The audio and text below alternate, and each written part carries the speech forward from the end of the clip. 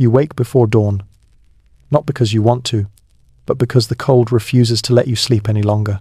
Your nose is numb, your breath makes small ghosts in the dark, and your blanket, if you can call a sack of straw and rough wool a blanket, feels more like a personal insult from nature than comfort. Welcome to a medieval winter morning. Congratulations, you've survived the night. Barely. Outside, the village still sleeps beneath a crust of frost. The thatched roofs are sugared white, smoke seeps lazily from a few chimneys, and the only sound is the distant groan of a cow that also wishes it lived somewhere warmer. You rub your hands together, blow on your fingers, and think for the 100th time that firewood was the true currency of survival. Gold was nice, sure, but warmth? Warmth was priceless. You shift from your straw bed, careful not to wake the others packed into the same one-room cottage. The peasants of medieval Europe weren't shy about body heat. Entire families, parents, children, and sometimes livestock slept together under whatever layers they could scrape up.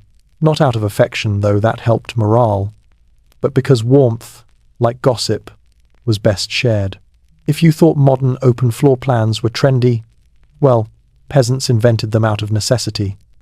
You pull on your linen shirt and wool tunic, still damp from yesterday's work. It smells faintly of smoke and mud, but you tell yourself that's the scent of perseverance. You lace your boots, stiff as frozen bark, and shuffle toward the hearth. The embers glow faintly under ash. You poke at them with an iron rod, whispering a little prayer, or maybe a threat for the fire to wake up. If it doesn't catch, breakfast won't happen, and your fingers might fall off before noon. Here's a historical fact worth remembering. By the 14th century, most rural English homes didn't have chimneys yet. The smoke from your fire simply filled the room and escaped through a hole in the roof or out the door. The air inside was thick, black, and miserable. But that smoke, strangely enough, preserved the wooden beams from insects. So every cough you make this morning is technically helping your house live longer. You're welcome, architecture. You add a few damp sticks and a handful of dried dung, the medieval version of kindling, and slowly the fire catches. The smell is memorable. Not quite as bad as you'd think, but definitely something you'll taste for the next hour. People in towns might burn charcoal, or even peat if they lived near a bog. But out here, manure was as essential as bread. When you live close to the land, you use everything, and that includes what comes out of your animals. Efficiency. Medieval style. Your toes begin to thaw. The room brightens faintly as dawn peeks through the smoke hole. You hear the creak of your neighbor's door, a muffled sneeze, the bark of a mangy dog outside. The world stirs. There's no such thing as sleeping in, only sleeping through the cold, if you're lucky. Historians still debate whether the so-called Little Ice Age that chilled Europe between the 14th and 19th centuries was truly global, or simply exaggerated in later records. But there's no debating this. For peasants, winters were long, hungry, and deeply unfair. You could own the strongest back in the village, and still lose half your energy just staying warm enough to function. You stir the pot hanging over the fire yesterday's porridge, stiff as mortar, and splash in a bit of water to revive it. The smell of oats and smoke fills the air. Breakfast isn't about pleasure, it's about calories.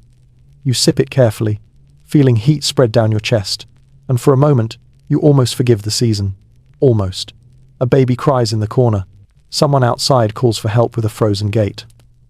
The world is back, noisy and human, and for all its discomfort, it's strangely comforting.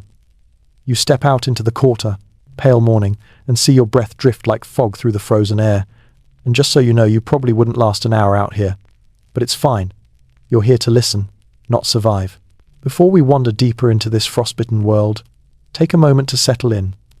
Pull up your blanket, dim the screen, maybe take a slow breath or two. If you're enjoying this sleepy journey through history, you can like and subscribe. It's the warmest way to support this little storytelling hearth we share. And if you're awake enough, comment your location and the time where you are. It's oddly comforting to see where all the night owls are listening from. Now, let's ease into tonight's journey because we've only just begun to thaw. You step outside, and the cold greets you like an over-enthusiastic friend, sharp, clingy, and impossible to ignore. Your breath curls into the air in slow ribbons, fading before it reaches the neighbor's fence. The fields beyond the cottages lie stiff and white under a brittle morning sun. The earth is sleeping, or maybe sulking, it's hard to tell. You trudge toward the village green, your boots crunching on frost. The mud beneath is frozen solid, turning every step into a hollow knock. Around you, others emerge from their doorways, wrapped in wool and fatigue. Everyone looks half awake, half frozen, and entirely resigned. It's a communal performance, an unspoken agreement that nobody will mention how much they hate mornings. The village smells like smoke, cabbage, and the faint sourness of animals. Somewhere, someone is already hammering, because even in winter, chores wait for no one. Peasants worked year-round tending livestock, repairing fences, cutting timber, or, if you were lucky, gossiping by the fire while pretending to mend tools. You nod to a man dragging a bundle of sticks larger than his horse. That's your firewood merchant. And yes, you wish he made house calls. Here's your major historical fact. For the day, by the late Middle Ages, firewood scarcity was becoming a genuine crisis in parts of Europe. Entire forests had been stripped bare by centuries of cooking, heating, and iron smelting. Some towns even passed laws forbidding peasants from collecting fallen branches without permission. So if you ever thought energy crisis was a modern problem, surprise. It just used to involve axes and angry sheriffs instead of gas bills. You adjust your cloak, really more of a blanket with ambitions, and head toward the village well. Water is heavy, freezing, and somehow always your job to fetch. The rope squeals as you lower the bucket, and the splash echoes from below. You pull it up slowly, the rope burning your hands even through the cloth. The first sip tastes like iron and winter, which is to say, unpleasant, but honest. Across the green, a group of women chat around the communal bread oven. Their breath makes misty halos as they talk, laugh, and scold the one who forgot to. Bring enough dough. The oven is a squat stone dome, blackened with centuries of use, radiating delicious warmth. This, right here, is one of the few truly cozy corners of medieval village life. A shared fire that's both bakery and gossip station. Bread was baked once or twice a week for most households, and if you got your timing right, you could warm your hands while learning every scandal within a 3-mile radius. A weird little cultural tidbit. Some villagers used to mark their loaves with personalized symbols before baking, like a medieval signature. If your loaf burned or went missing, you knew exactly who had borrowed or borrowed it. It was basically rural blockchain technology, each loaf verified, traceable, and occasionally edible. As the oven breathes out its heat, you edge closer, pretending to inspect the loaves. The warmth slides into your bones like honey. You close your eyes, just for a moment, and let yourself forget that the air outside is sharp enough to shave with. For these few minutes, you exist in a rare luxury. Not working, not freezing, just being. Someone nudges you with an elbow. It's Marjorie, the baker's wife, who grins and says, "Back again already? Fire envy?" You laugh softly, and she's not wrong. Everyone in winter chases warmth, the way moths chase candles, recklessly, beautifully, and with the occasional accident. Historians still debate how often peasants actually bathed or washed in cold weather. Some records suggest monthly, others yearly, and some seem to think washing at all was suspiciously sinful. But they did understand hygiene in their own way, keeping smoke on their clothes to repel lice, rubbing ash on their hands to scrub away grease, or, in one particularly desperate case recorded in 15th century France, rolling in snow to renew the spirit. Which sounds noble until you remember snow is frozen water pretending to be pretty. A few chickens scurry by, leaving delicate footprints on the ice. The bell at the small chapel rings out faintly, calling the villagers to morning prayer. The sound drifts through the air like a sigh, and you follow the others down the path, boots crunching in rhythm. Inside the chapel, the air is no warmer, but somehow it feels different still, reverent, and almost private. You kneel beside the others, and as the priest begins to mumble Latin that half the room doesn't understand, you feel your eyelids grow heavy. The flickering candles cast a golden shimmer on the cold stone walls. For a brief moment, warmth becomes a state of mind, a shared illusion sustained by hope, habit, and proximity. And as you close your eyes, you think, maybe warmth isn't just fire. Maybe it's this people breathing the same frosty air, pretending together that it's enough. Outside, the wind sighs through the thatch again. The day is only beginning. Evening falls early in winter. The sun seems to give up around 4 o'clock, deciding it's had enough of. Everyone's complaining. You watch it sink behind the hills, the dim orange coin sliding into a bowl of ink. Shadows stretch across the village, the air thickening into that deep, brittle cold that makes your teeth ache. This is when survival becomes an art form. You head back toward your cottage, guided by faint plumes of chimney smoke and the occasional whiff of manure fires. There's something oddly comforting about the sameness of it all, the same frozen ground, the same creaking carts, the same people hurrying home to fight another night of frost.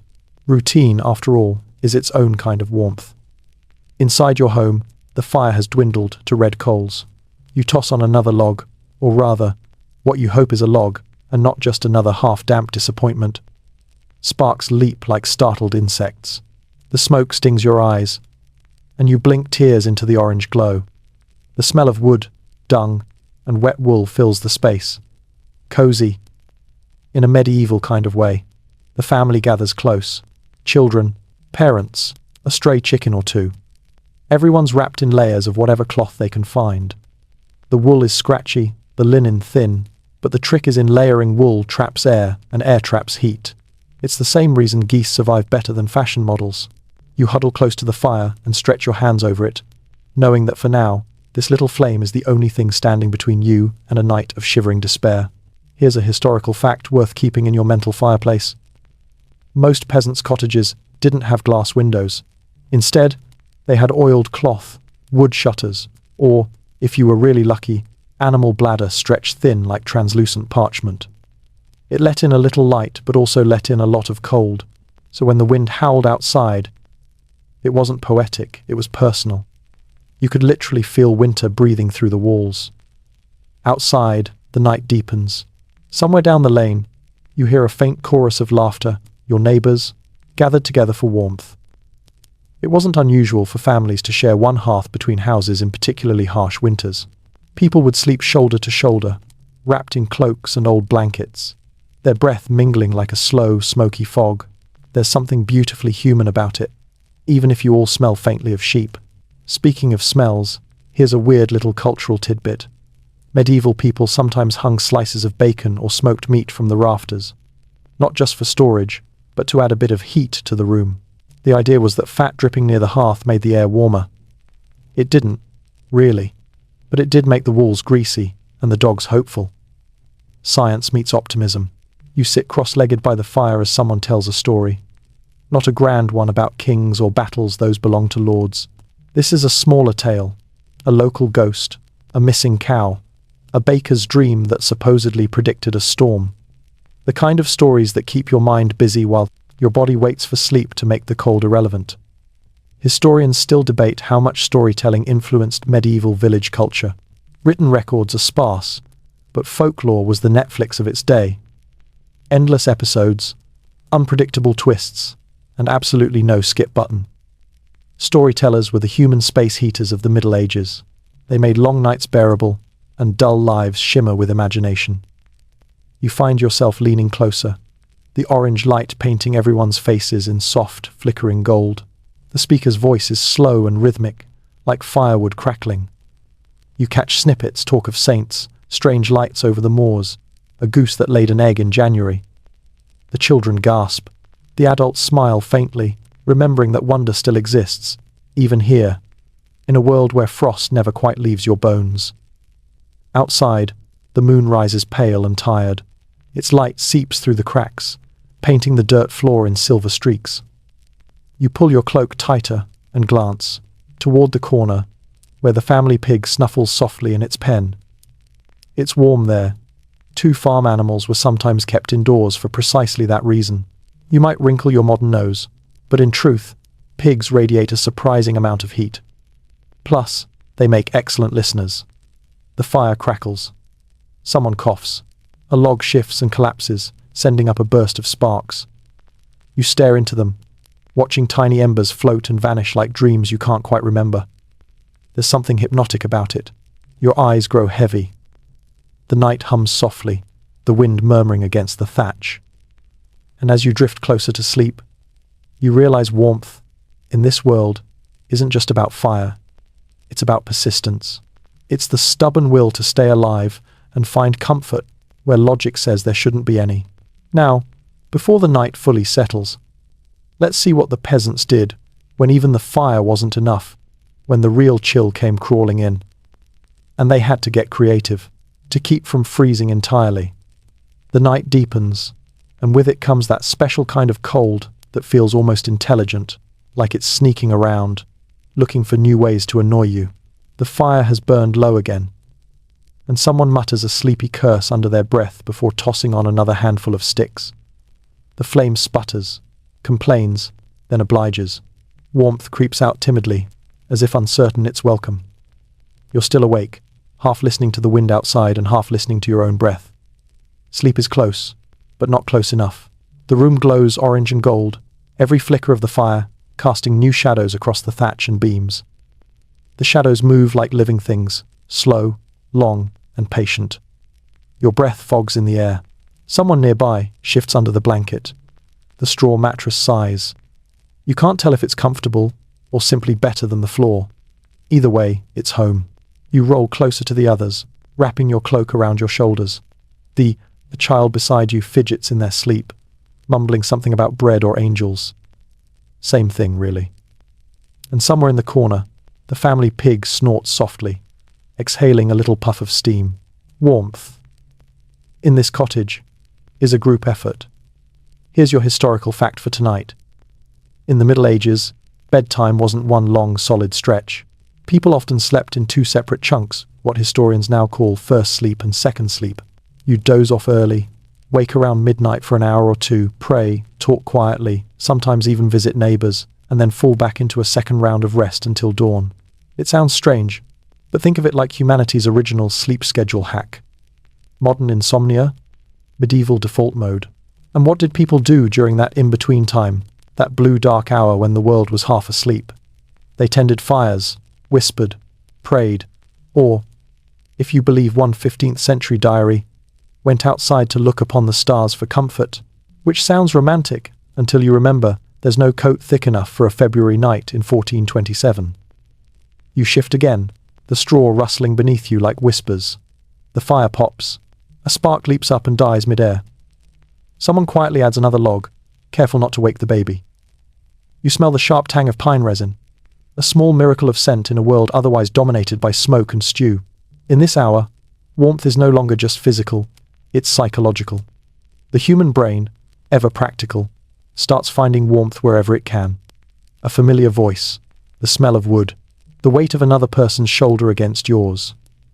If survival was a contest, peasants didn't win with comfort, they won with creativity. Weird cultural tidbit. Some families even kept heated stones under their bedding. They'd warm, smooth river rocks in the hearth, wrap them in cloth, and slide them into the straw bed to take the edge off the chill. It's the medieval ancestor of your electric blanket, minus the safety regulations and warranty. Of course, if you fell asleep too soon, you might wake up with a scorch mark in the shape of a rock, but at least it was a warm one. The night drones on, the kind of quiet that feels thick enough to touch. You can almost hear the frost forming outside, crackling faintly on the wood. Somewhere, a rooster gets confused and crows too early. You forgive him. Time blurs in the cold. Historians still debate just how cold the average medieval home was.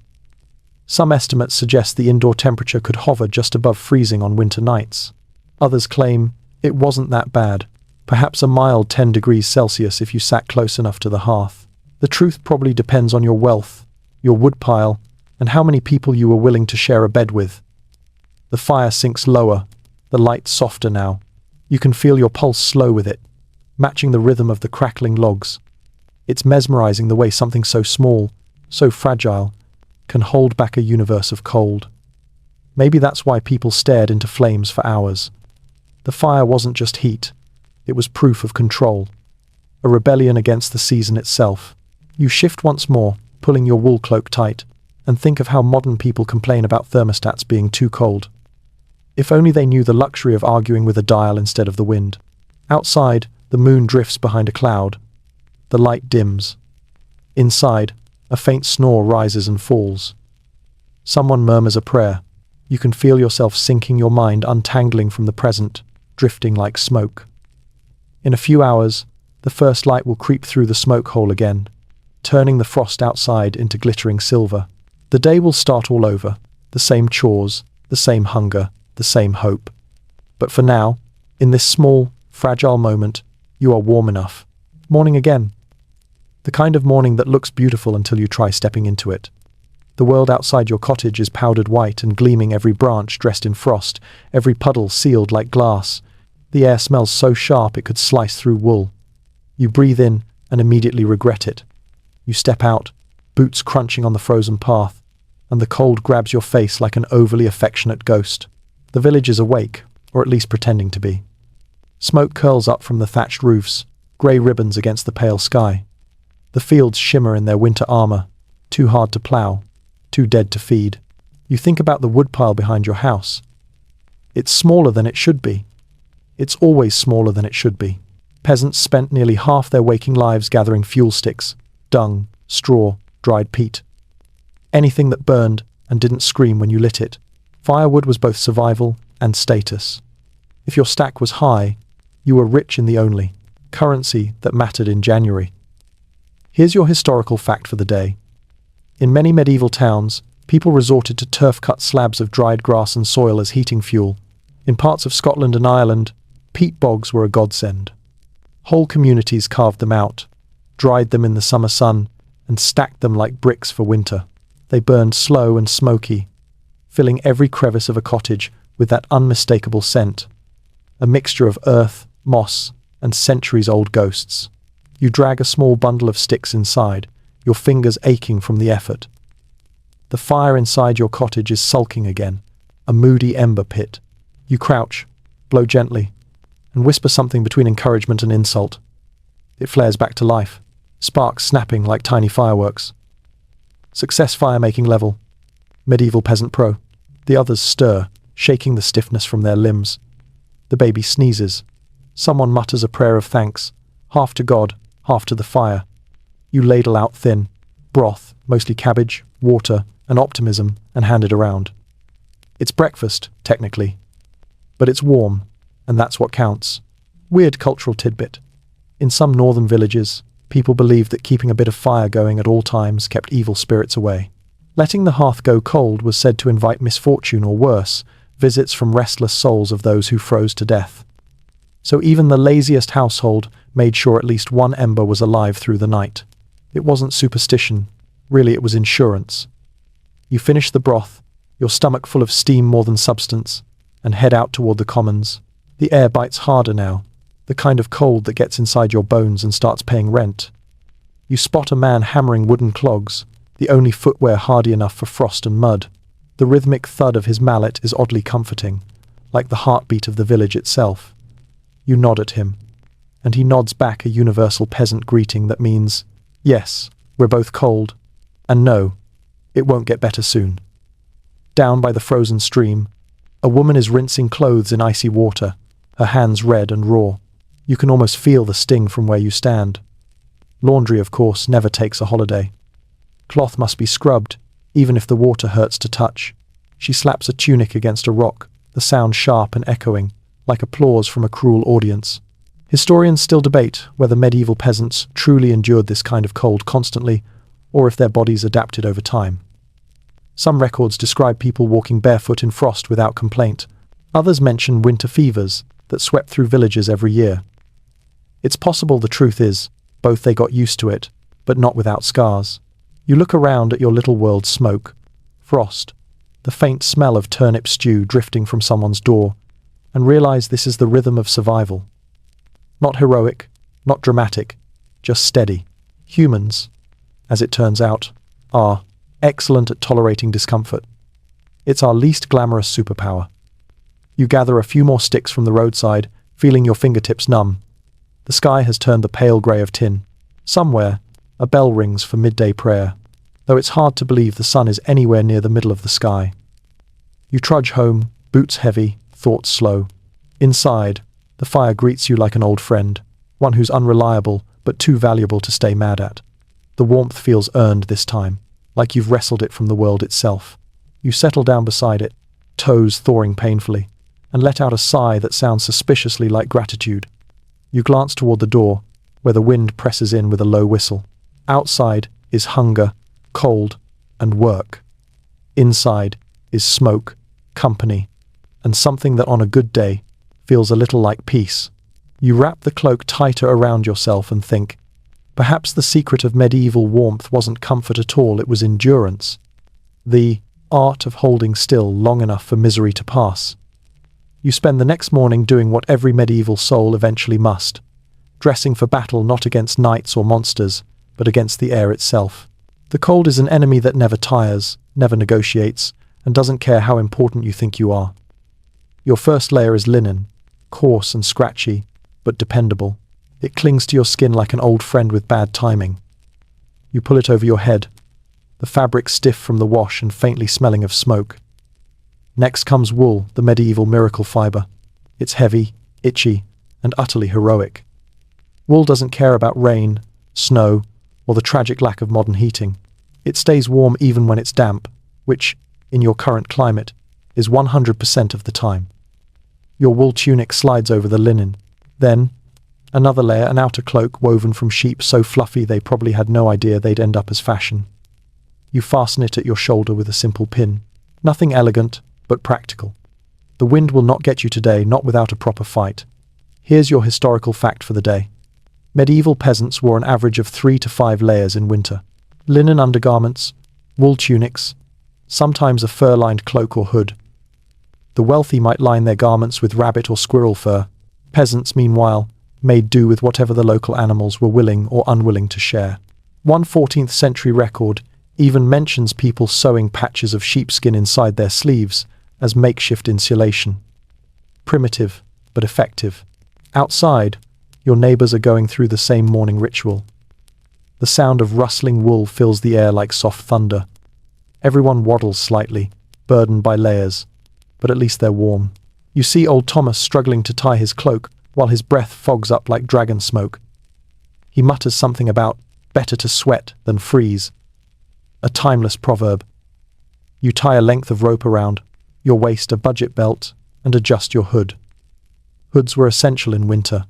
The lyra pipe, that long tail of cloth hanging from the back, could be wrapped around your neck for extra warmth. It was functional, stylish, and mildly ridiculous, which is probably why it lasted several centuries. Weird cultural tidbit. In some villages, people used to line their shoes with straw or even moss to trap heat.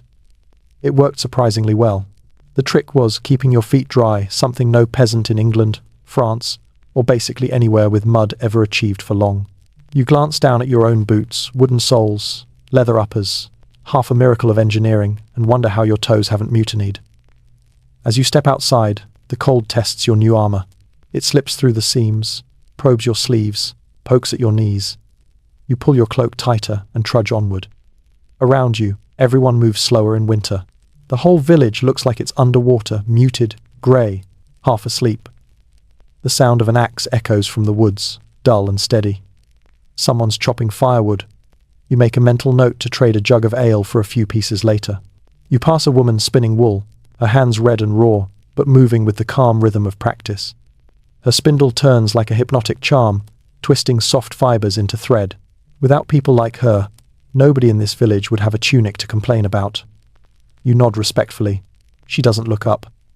In the hierarchy of winter, the spinner is the quiet hero. Historians still debate whether peasants dyed their winter clothes or left them in natural tones. Some evidence suggests drab browns and greys were common, simply because coloured dyes were expensive.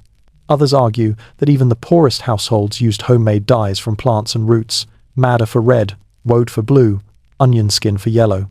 You like to imagine the latter, a world where people, even in endless cold, still wanted colour.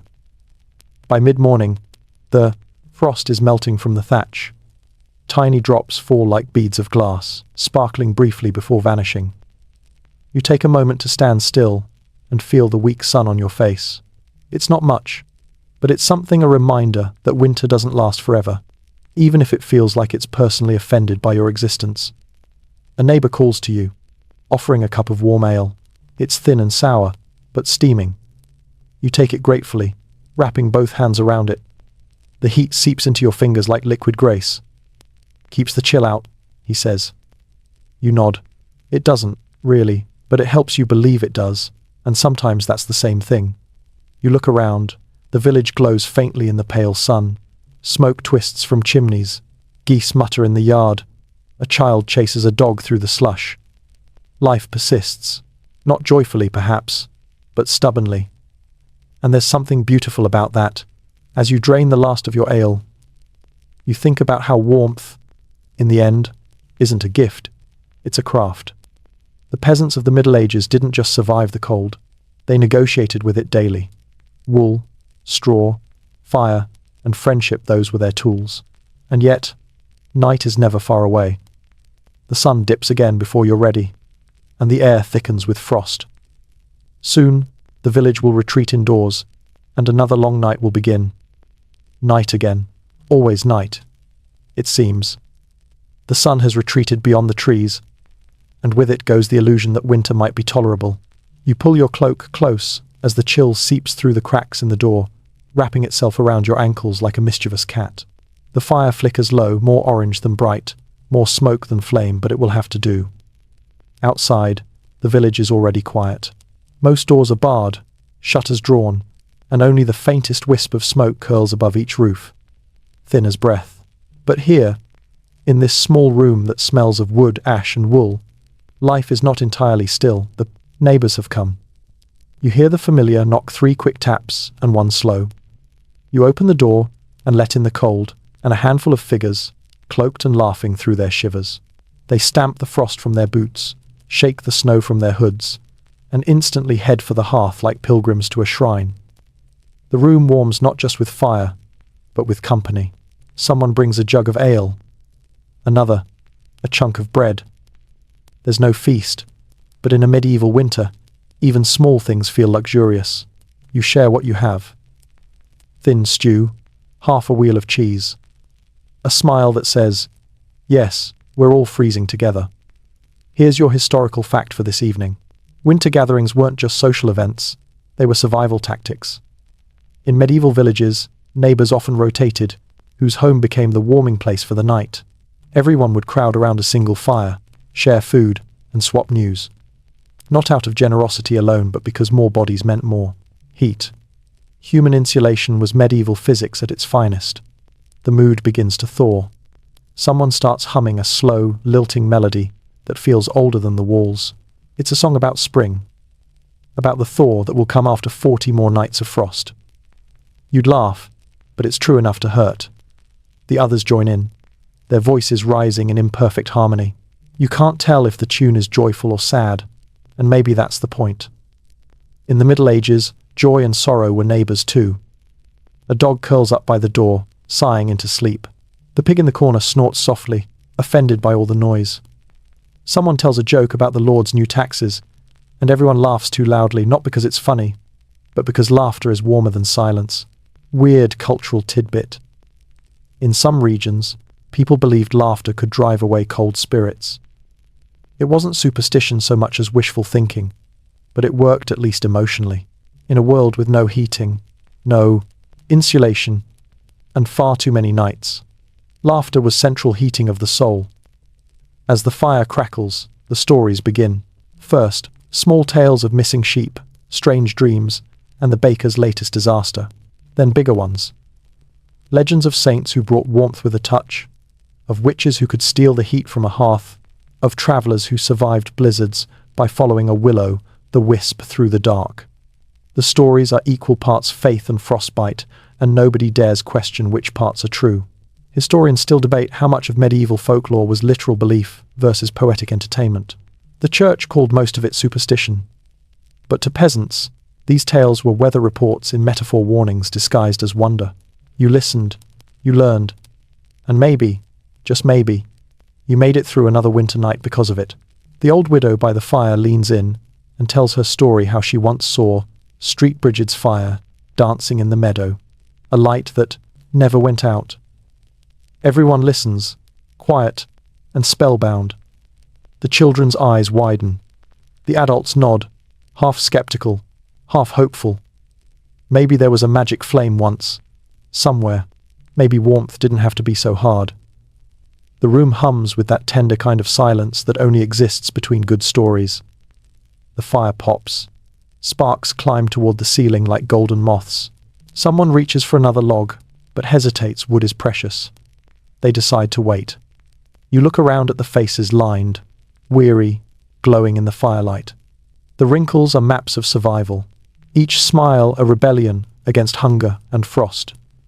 You realize that this small circle of light in a sea of darkness is what warmth really means.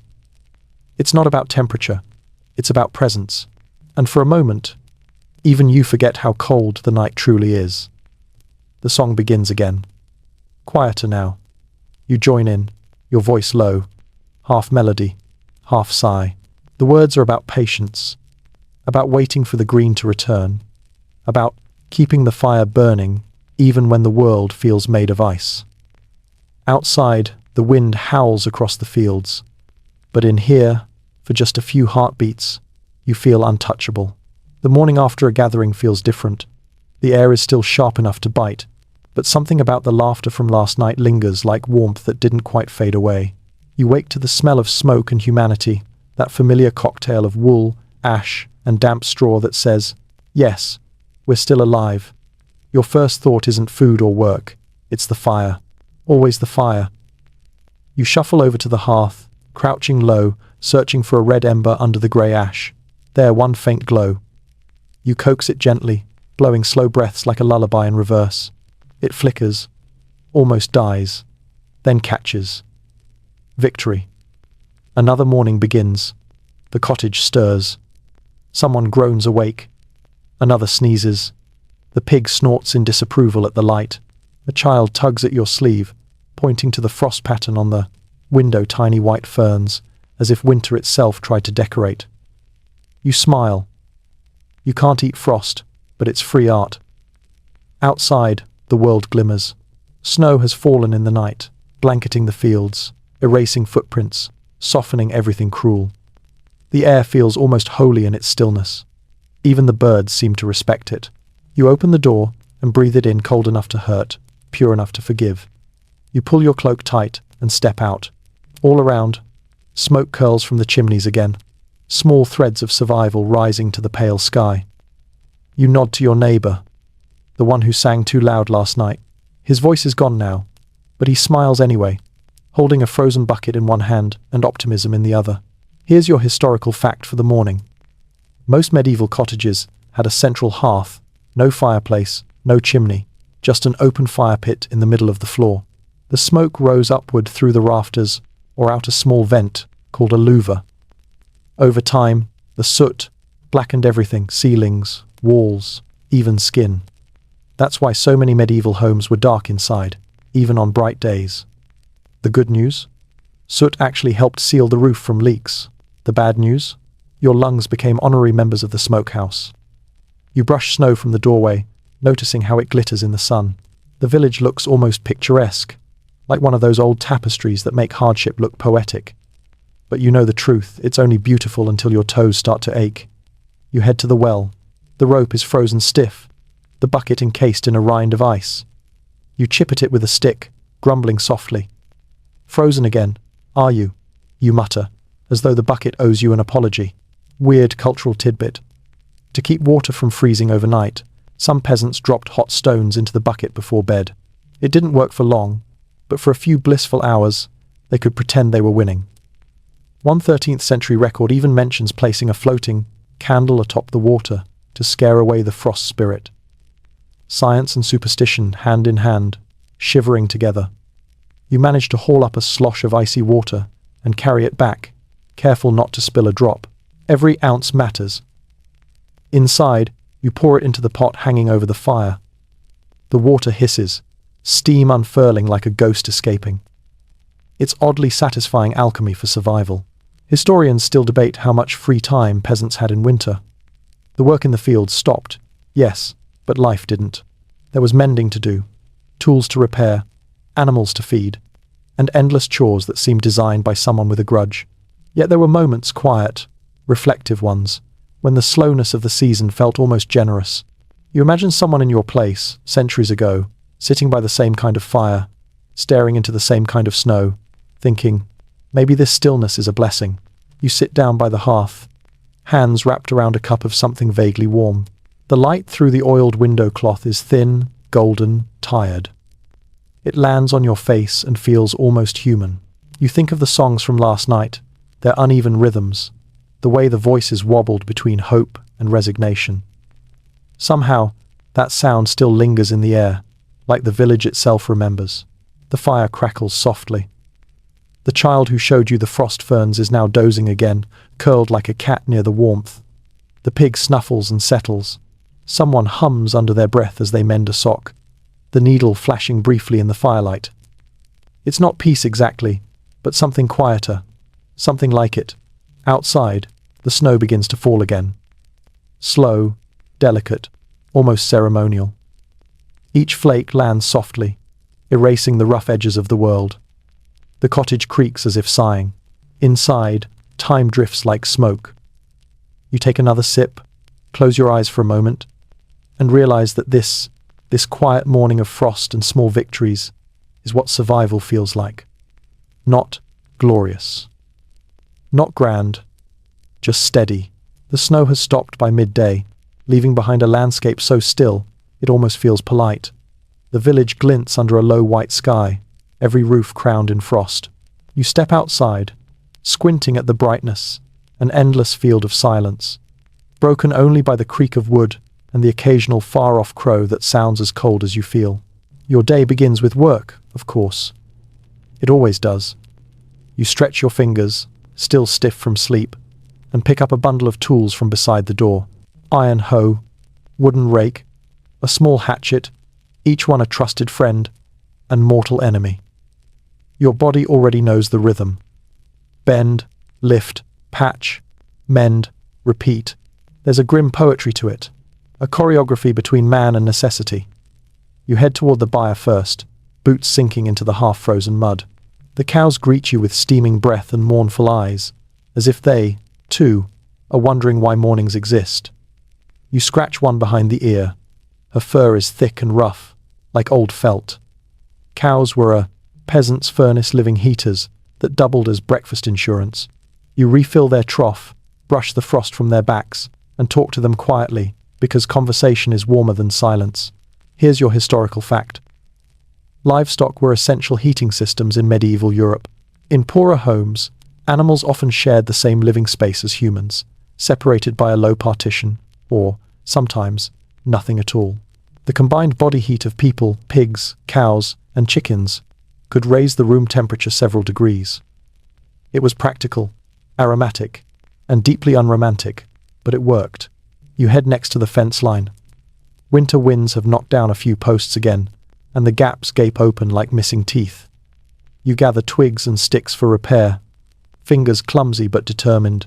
Each movement sends little bursts of warmth through your limbs. That's the secret of winter survival no one bothers to write down. Don't stop moving. A peasant's gym membership came free with poverty. Weird cultural tidbit. Some villages had communal work songs steady, repetitive chants sung while mending, chopping, or hauling. The rhythm helped pace the labor, and the lyrics were often delightfully bitter.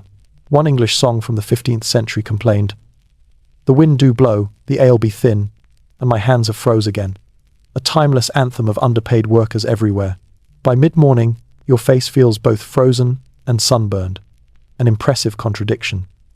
You pause to catch your breath, leaning on the handle of your hoe, and glance back toward the cottages. Thin threads of smoke rise from each one, curling into the pale sky. From this distance, the village looks fragile, tiny dark specks holding out against the white vastness. You imagine what travelers must see when they stumble upon such a place. A cluster of stubborn lights refusing to go out. Historians still debate how much peasants rested in winter. Some claim it was a rare time of leisure. Others argue it was the hardest season of all, constant maintenance, mending, and preparation for spring. The truth, as usual, lies somewhere in the middle. You rest, but only because the cold insists on it. You move, but only because hunger insists louder. Back inside, your breath fogs the air again as you step through the door. The fire's glow greets you like a familiar joke, weak but dependable. You rub your hands together, letting the ache settle into something almost pleasant. Someone has been baking. The smell of coarse barley bread fills the room, thick and earthy. You tear off a piece, still warm, and feel heat bloom in your chest as you chew. It's astonishing how good survival can taste when seasoned with exhaustion.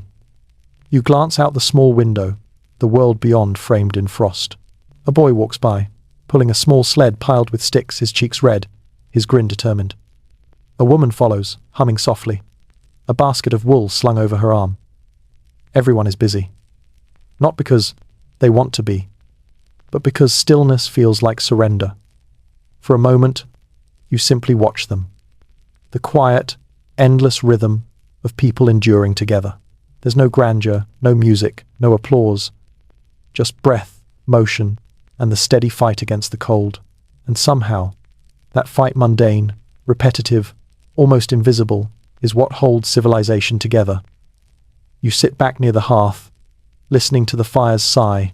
The log collapses in on itself, sending up a small burst of sparks. You stretch your legs and close your eyes. The room smells of bread, wool, and faint smoke, the holy trinity of winter survival. Tomorrow will be the same. The day after too. But for now, this moment is enough. Midwinter. The kind of cold that makes you question every life choice that led to this exact moment. The air has lost its gentleness. It bites, snaps, and crackles. Frost creeps along the beams inside your cottage, glittering like tiny daggers. Your breath fogs the air so constantly it feels like you're living in your own personal cloud. But tonight, there's something different in the village. A restlessness. A quiet joy that doesn't belong to survival but to celebration. The darkest days have passed, or so people like to tell themselves. The sun will start its long, slow climb again. The village prepares for Yuletide. You can hear laughter outside, the careful, rationed kind that only appears when everyone's slightly tipsy on weak ale. Someone is singing off-key. Another is definitely playing a drum, though it might also be a pot. You wrap your cloak tighter and head out into the night. The cold hits like a wall, but the sound of the celebration pulls you forward. The entire village green glows in the firelight. A great bonfire burns at its center, fed by logs so big you wonder who had the strength or the bad judgment to drag them here. Sparks leap into the black sky like fireflies. The crowd gathers close, cheeks red, breath glowing white. Here's your historical fact. Midwinter festivals like Yule or Twelvetide were vital to medieval life. They weren't just religious, they were psychological warfare against despair. When the world turned dark and the food ran low, people answered with song, ale, and as much dancing as frostbite would allow. Even the church, usually allergic to joy, quietly tolerated it, better laughter than mutiny. You take a wooden cup from a smiling neighbor. It's warm cider, spiced and smoky. You sip it, and for a brief second, you swear your toes thaw. The crowd cheers as someone tosses another branch onto the fire. Flames roar higher, reflecting in every eye. This is warmth, communal and defiant. Beside you, a man in a straw mask shuffles forward, waving a branch wrapped in ribbons. Children squeal in delight and mild terror. This is the straw bear, a local custom where someone dresses in woven hay and dances from house to house in exchange for ale or bread. You clap along, partly for the spectacle, partly because movement keeps you from turning into an ice sculpture. Weird cultural tidbit. Medieval people had a talent for mixing faith and mischief. During Yule, some villages lit candles for saints and performed pagan-style rituals to chase away the winter. One chronicle even mentions villagers carrying burning wheels downhill, a rolling sun, meant to lure the real one back. Half prayer, half fire hazard. The bonfire crackles. The air smells of smoke, pine, and spilled ale. Someone passes around roasted chestnuts. Another shares a loaf still steaming from the communal oven. You tear off a piece, burning your fingers slightly, and laugh despite yourself. For a few short hours, the world feels soft again. Friendly, human, almost warm. Historians still debate how widespread these celebrations were. Some records describe entire villages joining in, while others suggest such indulgence was rare and frowned upon by local priests. Yet even the most pious chroniclers admit, where there was cold, there was always someone ready to light a fire and pretend it was summer. You watch the fire reflect on faces lined, tired, but glowing. Every smile looks older than the stars. Every laugh feels borrowed from better days. But that's the beauty of it. In a time when life could be measured by winters survived, joy itself was an act of rebellion. A fiddler begins to play a fast, looping tune that makes even the stiffest bodies sway. The straw bear dances. The children join in. Someone lifts a mug and shouts something about the year ahead. You cheer too, though you don't know exactly what for. Maybe just for the miracle of existing through another night. When the fire starts to shrink, people gather in closer. They share stories of ancestors who saw worse winters, of miracles that came at dawn, of beasts that haunted the snow. The tales grow wilder as the cider runs lower. You listen, half believing, half dreaming. And then someone begins the oldest story of all, how the sun itself once disappeared, swallowed by winter's mouth, until the people sang so loudly it found its way back. Everyone goes quiet. The flames pop. For a moment, it feels true. You close your eyes, feeling the heat on your face. The cold is still there, waiting in the dark, but for now, it keeps its distance. Around you, voices rise again, rough but joyful, calling to something ancient and stubborn in the human heart. You smile to yourself, thinking how warmth is never really about firewood. It's about noise, and laughter, and defiance. About people refusing to be cold together. The fire from the Yule night has long gone to ash, but the warmth of it lingers somewhere in your bones. Outside, the snow crunches softly under your boots as you walk the narrow path between cottages. It's early morning again, the kind that smells of smoke, damp wool, and faint optimism. The festival may be over, but winter isn't. And yet, something feels lighter now. You pass by chapel, where a few villagers have already gathered, huddled close like penguins in prayer. The priest drones on about divine mercy, his breath visible in the cold air.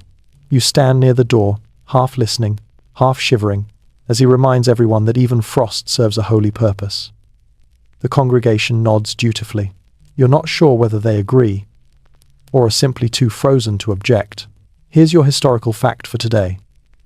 In the later Middle Ages, winter religious festivals stretched over 12 days, leading from Christmas to Epiphany. It was one of the few times peasants could ease their daily grind without fear of rebuke. The church tolerated games, songs, and feasts so long as everyone showed up for Mass afterward. You could dance in the street at night, but you'd better pray in the morning, preferably while still hungover. As you leave the chapel, you notice sprigs of greenery nailed above several doors. Holly, ivy, and even a few twisted branches of mistletoe. They look oddly cheerful against the grey sky, like defiant little patches of life. Weird cultural tidbit. Peasants believed greenery kept evil spirits from slipping indoors during winter. Holly symbolized protection, ivy meant endurance, and mistletoe, well, that one had a more mischievous reputation. People kissed under it, yes, but it was also hung over the hearth to ward off lightning. Romantic and practical. You stop by your own door and adjust the small wreath of ivy you'd tied up days ago. It's turning brown now, but you keep it anyway. Superstition has its uses, especially when logic offers no comfort. Inside, the fire sputters, as if sulking about being left alone. You stir it to life again, coaxing warmth from the stubborn coals. The sound of crackling wood fills the room small, domestic thunder. The air smells faintly of last night's stew, rich with onions and a hint of salt pork. A luxury. You ladle some into a wooden bowl and sit by the fire, spooning it slowly, listening to the rhythm of the house, breathing creaks, sighs, the occasional snort from the pig in the corner. Historians still debate whether peasants truly believed their winter rituals worked, or if it was simply tradition, a way to fill dark nights with meaning. But faith, in its own quiet form, was another form of insulation. Belief kept out despair. You think of your neighbors lighting candles in front of icons, whispering prayers for warmth, harvest, and mercy. Maybe that's what hope really was in the Middle Ages. A daily act of persistence, spoken softly into the cold. You pull your cloak tighter and glance toward the door. Outside, you can hear laughter, a few boys dragging a log down the lane, shouting as they go. You step out to watch. They're taking part in the Yule log procession, a leftover ritual from older, stranger times. The biggest log in the village is dragged through the streets, cheered on by everyone who's too tired to help. It's then burned in. The great hearth of the manor house, said to bring luck and warmth to all for the coming year. One of the boys waves. You wave back. For a moment, you envy their energy. Youth has its own internal fire. The sky is a soft, pale grey, the kind that hints at snow without committing. Smoke from chimneys rises straight up, perfectly still. The air smells faintly sweet, the way it does before a storm. Somewhere in the distance, you can hear the rhythmic clang of a blacksmith at work. Even in the cold, the world keeps ticking. You return inside, rubbing your hands together. The cottage feels smaller now, but safer. You sit by the fire again, tracing the patterns in the ash with a stick. It's hypnotic, tiny peaks and valleys, each one a story of something burned to survive something colder. You remember the priest's words. Frost serves a holy purpose. Maybe he was right. The cold, unpleasant as it is, sharpens everything. Hunger, gratitude, laughter, even prayer, they all mean more. When you're freezing, warmth isn't taken for granted when it costs you effort. The wind rattles the shutters, and you smile faintly, murmuring, "Not tonight." The pig grunts approvingly, or maybe just because pigs grunt at everything. You sip the last of your stew and set the bowl aside. The fire pops, throwing a shower of sparks. The orange glow wavers across the walls, and you catch your reflection faintly in the iron pot, tired, soot-marked, and somehow still content. Outside, the children are still dragging their log through the snow, laughing like they know something the adults have forgotten, that warmth, real warmth, doesn't always come from fire. Sometimes it comes from noise, mischief, and company. The festivals have ended, the songs have quieted.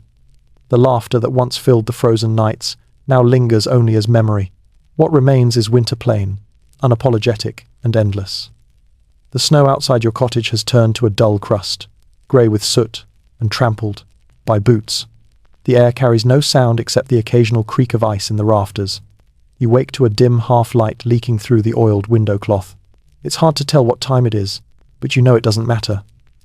In this season, time itself feels half asleep. You sit up and pull your cloak tighter.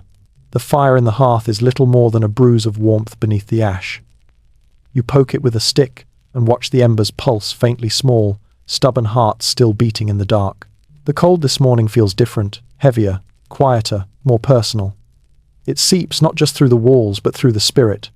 You move slower, speak less. Even the animals seem resigned. The pig doesn't grunt anymore. It merely sighs. Here's your historical fact.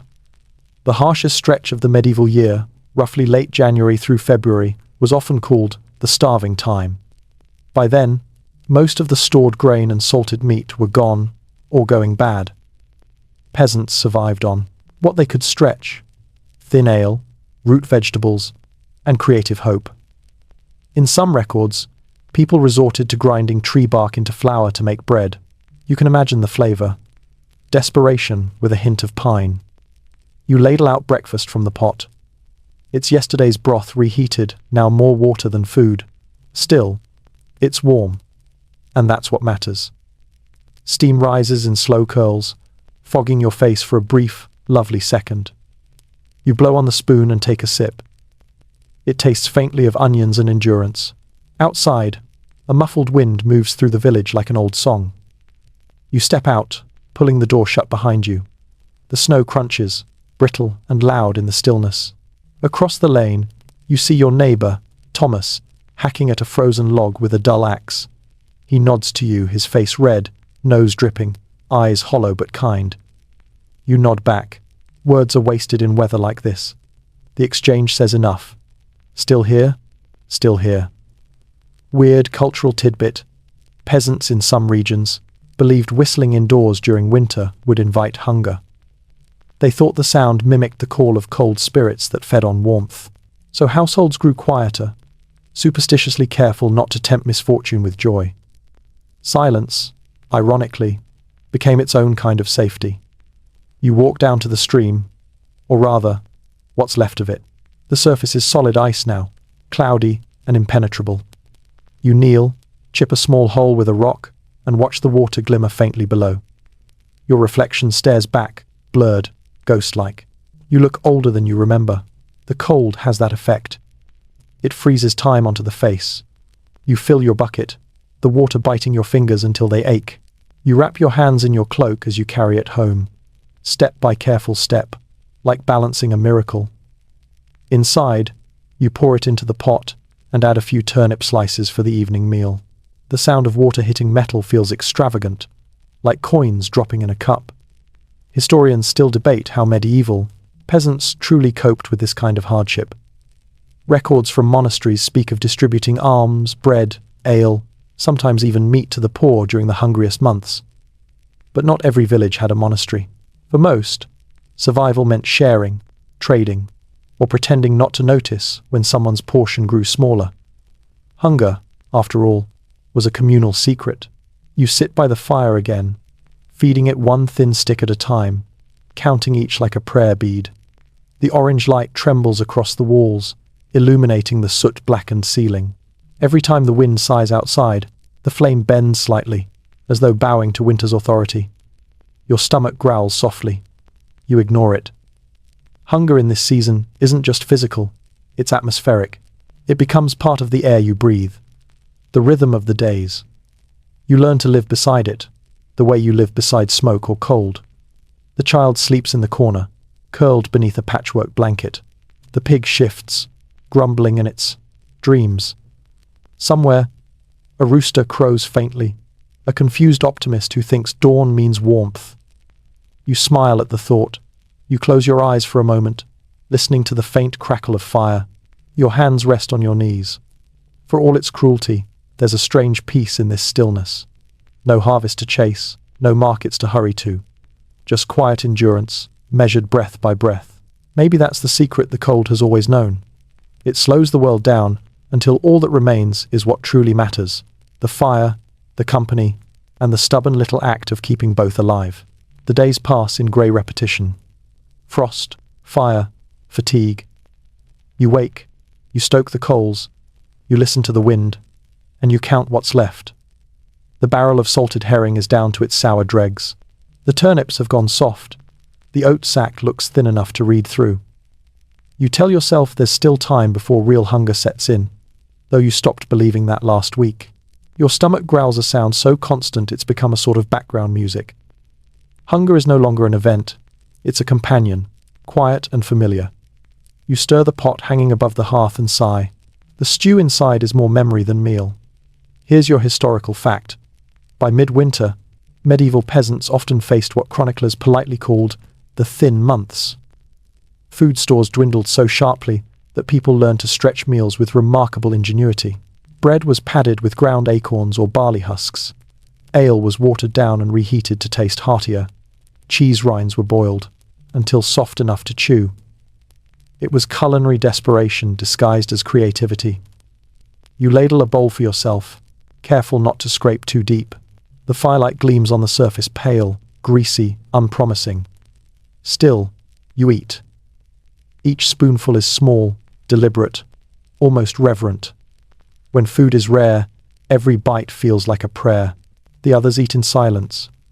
Conversation wastes breath, and complaints serve no purpose. Even the child, normally chatty, only hums softly to the rhythm of the fire. There's comfort in that sound, even if it comes from weariness. You glance toward the ceiling where herbs hang drying remnants from warmer months. A few sprigs of thyme, a bit of sage, some wild garlic so brittle it crumbles at touch. You crush a pinch into the stew anyway, pretending the aroma is stronger than it is. Flavor is a kind of hope. Weird cultural tidbit. Some medieval households practiced bread divination during lean times. They'd place a small piece of bread by the hearth and watch which way it leaned as it baked. If it tilted toward the door, good fortune was coming. If it tilted toward the ashes, well, you might want to start rationing. A peasant's version of the stock market, powered by dough and anxiety. You finish your meal and set the bowl aside. The fire crackles faintly, burning its last good piece of wood. You'll have to fetch more tomorrow, though the forest paths are heavy with snow. Each log feels heavier these days, as if the trees themselves resist being cut. Historians still debate whether these months were truly marked by despair or by resilience. The written accounts, mostly from nobles and monks, speak of grim poverty and the howling of the wind. But in the scraps of folk songs that survive, there's humour, even in hardship. One old tune from Lincolnshire jokes about stewing one bean twice and calling it Lent. If sarcasm was a survival skill, peasants were masters of it. You stand, stretching your back, and walk to the doorway. The night outside glows faintly under a new snowfall. The sky is low and swollen, ready for more. The air is sharp, but clean, so clean it almost feels like forgiveness. You watch your breath curl into the darkness. It looks alive for a moment before fading away. The moon hangs pale over the trees, thin and hungry looking, much like the people beneath it. You think about the monks who track its phases, who claim the moon governs tides and moods, and even the yield of crops. Maybe it also governs patience. You return inside and close the door against the wind. The hinges groan, complaining like everything else this season. The fire flickers low. You feed it a final twig and whisper, "Make it last." The room glows weakly. Shadows stretch along the walls, long and uneven. The pig stirs in its corner, snuffling in its sleep. The child dreams, murmuring about bread. You smile at the sound. It's both sweet and sad. You pull the blanket over your shoulders and lie near the fire, listening to its soft rhythm.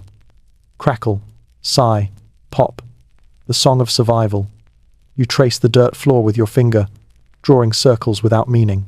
You imagine warmer months, the green fields, the noise of the market, the smell of baking that doesn't come from necessity but from joy. It feels far away, almost fictional. Yet even as you drift toward sleep, one thought remains steady and warm. You're still here. Against the cold, the hunger, the endless sameness you endure. And somehow, that's enough. The next morning, you wake to silence so deep it feels like the world is holding its breath. The kind of quiet that only happens when everything alive is too cold to move. Even the air seems brittle, as if one wrong sound might shatter it.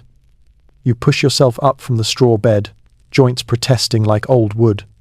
The fire has died in the night, leaving only a soft grey ghost of ash. You blow gently, hoping for a spark, but there's nothing. Just the chill, waiting, patiently to be noticed. You rise and pull on your cloak, the wool stiff with frost. Your breath fogs immediately, curling through the dim air. Every surface tools, table, even the iron pot, has a thin skin of ice. You draw a finger through it, leaving a small, dark streak, a human mark in an otherwise indifferent world. There's a rhythm to these mornings. Find wood, find warmth, find reason. You grab the small hatchet from the corner and step outside. The door resists, it's frozen to the frame. You shoulder it open with a grunt, and the cold floods in like a victorious army. Outside, the world is painted in white and silence. The trees stand heavy with snow. The sky hangs low and pale. You crunch through the crusted drifts, each step echoing louder than seems fair. The forest edge glimmers ahead, beautiful and hostile in equal measure. Here's your historical fact. Medieval peasants didn't have days off, but they did have holy days, which, in winter, often became thinly veiled excuses to pause labour. In some regions, 1 out of every 5 days was devoted to a saint's feast, but that didn't mean leisure. It meant church attendance, fasting, and occasionally the desperate hope that prayer could make the cold less cruel. You reach the nearest tree, its bark dark with frost. Swing, thud, swing, thud. The sound feels like heartbeat, like punctuation in the silence. The wood splits reluctantly, as if unwilling to die for your comfort. You stack what you can carry barely enough for the day, and start back. The sky is dim, even though it's morning. The sun seems embarrassed to show up lately. You pass the chapel again. Its bell rope hangs frozen stiff, unmoving in the wind. You think of the priest, probably hunched inside, murmuring prayers into his own shivering hands. Faith, it seems, is warmer when whispered close to the chest. Weird cultural tidbit. During the hardest winters, some peasants would place small crosses of straw above the door or carve symbols into the hearth, part blessing, part bargain. The logic was simple. If the saints wanted worshippers to survive, they'd have to help keep them alive. It was theology negotiated in drafts of smoke and soot. You step back into your cottage, breathless and half numb. The door shuts behind you with a dull thud. You drop the bundle of wood by the hearth, flexing your fingers to bring blood back. When you strike the flint, the spark catches on the first try, a rare act of mercy. Flame blooms small and steady, licking at the kindling. You sit back, watching it spread. Historians still debate how much faith shaped peasant endurance. Some say religion was a distraction from misery. Others argue it was the only language they had for hope. You suspect both are true. When your world is defined by seasons and struggle, the divine isn't an idea. It's the air you breathe between chores. The fire grows, crackling bright now. You hold your hands to it, fingers trembling as warmth seeps back into them.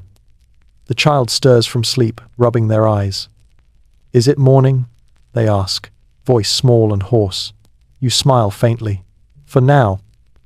You hand them a piece of bread, the last crust softened in warm ale. They eat quietly, crumbs falling like snow. You don't tell them how little is left. Children deserve one more day of believing in abundance. The pig wakes, snorts, and noses at the dirt floor, in search of something edible. You push it gently aside, laughing softly. "Not yet, my friend." Your voice sounds strange in the quiet, almost foreign. You realize it's been hours since you spoke aloud. Words freeze easily here. You sip from your own cup of ale. It's thin, but it burns pleasantly. The warmth spreads down your throat, softening the edges of thought. You find yourself humming, though you don't remember the tune. It's probably one of the old songs from Yuletide, the ones about light returning. They say singing keeps the dark at bay. Maybe that's why you can't stop. The fire's glow reaches the walls now, painting them gold. For the first time in days, you can see your shadow again. It stretches across the floor, proof that you exist in this moment, however small. You lean back against the wall, eyes half closed, feeling the warmth bloom in your chest. The wind outside howls briefly, then moves on. The fire crackles louder, defiant, and in that sound, you hear what faith truly meant to peasants, not blind trust in miracles, but quiet confidence in repetition. The knowledge that even when everything freezes, fire can be coaxed back, that every dawn, however grey, is another chance to begin again. By now, the village lives in a kind of quiet truce with the cold. No one talks about warmth anymore, it's too sacred a word. You just move, breathe, and hope your fingers keep obeying you. The rhythm of survival has settled into something steady, if not gentle. You wake before dawn again, though. Dawn feels like an exaggeration. It's a pale smear of light over the fields, hesitant and thin. The fire has burned out completely this time. You lie there for a moment, staring at the faint glow of frost that outlines every crack in the wall. Each one glitters like silver veins, a pretty disguise for decay. You rise slowly, pull your cloak tighter, and listen. The house is still. Even the pig isn't moving. The air is so cold it feels fragile. You blow out a long breath, and it drifts upward, pale and lonely. Somewhere outside, you can hear the faint, rhythmic sound of a hammer, someone already working. You smile. There's comfort in knowing someone else is awake, stubbornly human. You relight the hearth flint, spark, breath, patience. It's almost a prayer now, this morning ritual. When the flame finally catches, you exhale, like you've been holding it for days. The smoke rises thick, curling toward the smoke hole. It smells of old pine and faint desperation. Here's your historical fact for today. By late winter, when wood and food grew scarce, medieval peasants often relied on communal labor and charity to survive. Villages worked as collective engines of endurance, sharing tools, fuel, even warmth. A single well-fed fire could keep multiple families alive. There was no choice but to cooperate. The cold punished the selfish first. You step outside, breath misting the air. The lane is empty except for one old woman sweeping snow from her doorstep with a broom made of twigs. You nod to her. She nods back. The gesture is simple but significant, a small acknowledgement that you both still exist. In a world this cold, survival is a kind of introduction. Down the path, the church bell rings once, its tone dull and half-frozen. It's not a call to prayer this time, but a signal. The villagers will gather to mend roofs and patch fences. Winter charity isn't about giving, it's about doing. You grab your worn gloves and follow the sound. The group is small but determined. Men and women bundled in cloaks, faces red, hands raw. No one talks much. The air is filled with the sound of hammering, scraping, and the occasional grunt when a nail refuses to cooperate. You join in, pulling a loose plank into place, your breath puffing white against the wood. Weird cultural tidbit. During these communal repair days, it was considered bad luck to complain about the cold. People believed that cursing the weather might offend the frost, inviting even worse days. So instead, they joked about it, mocking the wind, teasing their numb fingers, and pretending that humor counted as insulation. A young boy nearby drops his hammer and mutters something too rude for a churchyard. Everyone laughs, grateful for the sound. The laughter spreads thin but genuine. It warms more than the fire ever could. You catch yourself smiling too. By midday, the work slows. Someone passes around a clay jug of warm ale. It tastes faintly of smoke and miracle. You drink deeply, letting the heat crawl down your throat, and pass it along. There's something ceremonial in it, a shared defiance, a toast to endurance. Historians still debate how charity functioned in medieval villages. Some records describe formal almsgiving overseen by priests, while others mention something simpler, neighbors quietly leaving food on a doorstep, or a stranger welcomed to sleep by another's hearth. The line between generosity and survival blurred. Everyone was poor enough to need everyone else. When the work ends, you stand back and look at the repaired fence, the patched roof. They don't look like much rough, uneven, but in the pale light, they seem magnificent. Proof that even after months of hunger and frost, people still build, still mend, still bother. You head home slowly, tired but lighter. The sky has softened to a dim lavender, and snow begins to fall again, lazy flakes drifting sideways. The sound of distant laughter trails, behind you, carried by the wind. Back in your cottage, the fire greets you kindly. The pig snorts awake, the child opens one sleepy eye, and for a moment, the small room feels full again. You set a pot over the flames turnip soup again, but the smell feels different today. Maybe because it's earned. You sit down, hands stretched toward the warmth, and think of the people outside, their hands cracked, their faces raw, their hearts somehow still steady. You realize that warmth, real warmth, is not a luxury of comfort but a product of effort. You have to build it, feed it, share it. You tear off a bit of bread, dip it into the soup, and smile faintly. The wind rattles the walls, but you're no longer afraid of it. It can howl all it likes. You've learned how to answer back. Evening drapes itself over the village like a worn wool cloak, heavy, frayed, familiar. The workday ends early, not because the people are finished, but because the light is. Winter has its own kind of tyranny. It steals the day before anyone's ready to surrender it. You return home as the snow begins again, light and fine, swirling in slow circles. The air smells clean, quiet, almost holy. Somewhere down the lane, someone's door creaks open, and the sound of laughter spills out before being swallowed by the cold. You follow it instinctively. Inside the main cottage, Thomas's house tonight, the whole village seems to fit. 20 souls huddled around a fire built with what must have been the last generous pile of wood. The flames leap high, gold and eager, casting everyone's face into warmth and shadow. Steam curls from cups of ale, and the air hums with conversation low, soft but alive. You slip inside, shaking the snow from your cloak. Someone pats your shoulder. Someone else hands you a bowl of thin stew. It smells faintly of cabbage and smoke. You take it without asking where the meat came from. Best not to think too hard about blessings in lean times. Here's your historical fact for tonight. These winter gatherings, sometimes called hearth nights, were common in medieval villages. Neighbors would rotate hosting duties, pooling resources to share warmth and food. It wasn't charity or festivity. It was maintenance, a social survival mechanism. In the coldest months, isolation could kill faster than frostbite. The chatter fades as an old man clears his throat. His voice is low, crackling like the fire itself.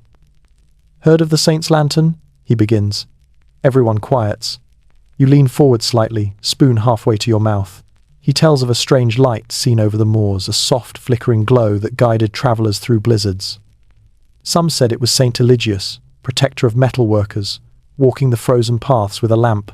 Others swore it was just swamp gas, or worse, a wandering soul still searching for warmth. The story ends without resolution, the way all good stories do. A few nod solemnly, others smirk. Weird cultural tidbit. Many medieval peasants believed winter nights thinned the veil between worlds. The dead were said to walk alongside the living, drawn to fire and prayer. To keep them appeased, families sometimes left out a crust of bread and a spoon of stew by the hearth for those who lost their way. You glance at the small bowl resting near the fire now, and suddenly you're not sure whether it's superstition or good manners. A woman speaks up next, younger, her voice brighter. She tells of how her grandmother once survived a storm by sleeping inside a haystack for 3 days, fed by nothing but the warmth of the cows nearby. The room bursts into laughter, but it's the affectionate kind. The laughter of people who know survival often looks absurd.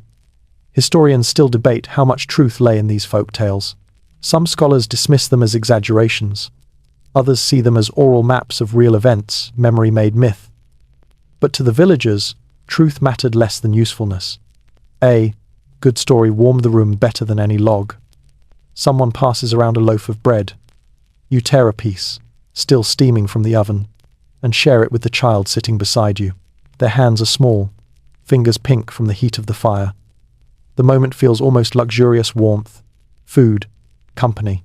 You imagine the world beyond this cottage, dark fields, silent trees, the endless snow, and realize how fragile and miraculous this circle of light truly is.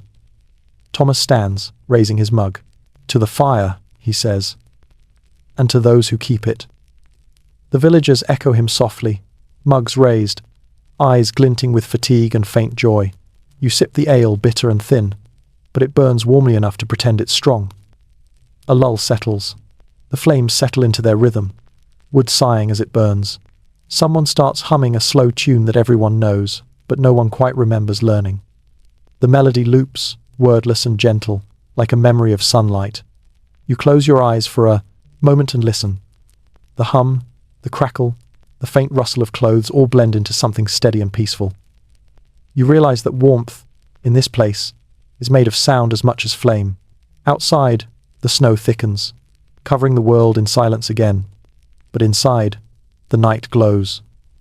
The faces around the fire seem softer now, the lines of hardship smoothed by the flicker of light.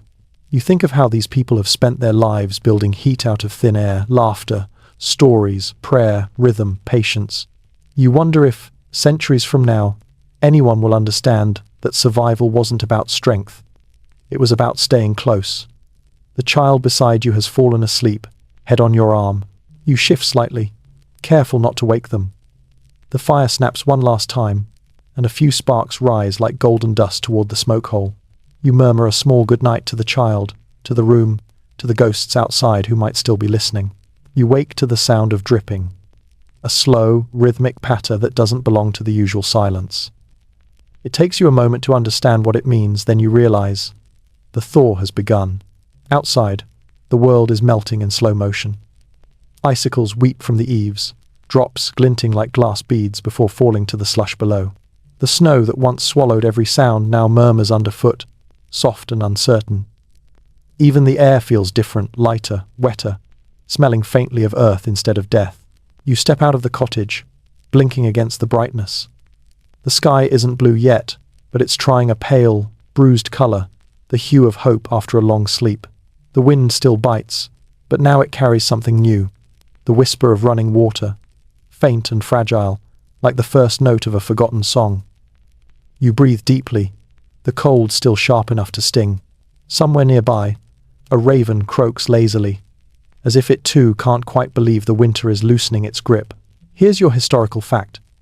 By late February or early March, medieval Europe experienced the earliest signs of thaw. But it wasn't relief. It was chaos. Roads turned to mud, walls collapsed under melting snow, and rivers burst their banks. The Latin word lentus, meaning slow or soft, gave its name to the church season Lent, which began just as the thaw arrived, a slow surrender of frost to faith. You walk the path toward the fields, boots sinking into cold sludge. The earth groans beneath you alive again, but unwilling. The stench of thawing dung rises, a sharp reminder that life, like spring, comes with conditions. Still, after months of sterile frost, even the smell of mud feels like resurrection. You see Thomas by the well, hammering at the ice crust that still clings to the rim. He grins when he sees you, a wide, toothless grin that shows every one of his winters. "Hear that?" he says. You tilt your head. Water gurgles somewhere below, faint but steady. The sound of movement. "The ground's waking up," he says, almost reverent. You nod. Took its time. Weird cultural tidbit. Some medieval villagers celebrated the thaw with small, private rituals. A few threw a coin into the first puddle they stepped in to buy a kind year. Others broke a stick over running water to wake the earth. And some, those with nothing left to spare, simply knelt in the mud and whispered thanks to whatever gods still listened. You crouch near a puddle yourself, watching your reflection tremble in it. Your face looks softer somehow, the edges blurred by ripples. You scoop a handful of water and let it run through your fingers. It's so cold it burns, but you keep your hand there anyway. After months of ice, the pain feels like proof. Back in the cottage, the fire burns smaller now. You let it. There's less need for it today, and wood must be saved for colder nights yet to come. The air inside smells faintly damp, the scent of walls. Breathing again. The pig snorts awake, curious at the sounds outside. Even it seems lighter, more animated, as though something invisible has shifted in the bones of the world. Historians still debate how peasants mark this change of season. Some describe processions with torches and bells to chase away winter. Others mention more domestic gestures, opening windows, washing floors, letting smoke escape for the first time in months. It wasn't just about cleaning.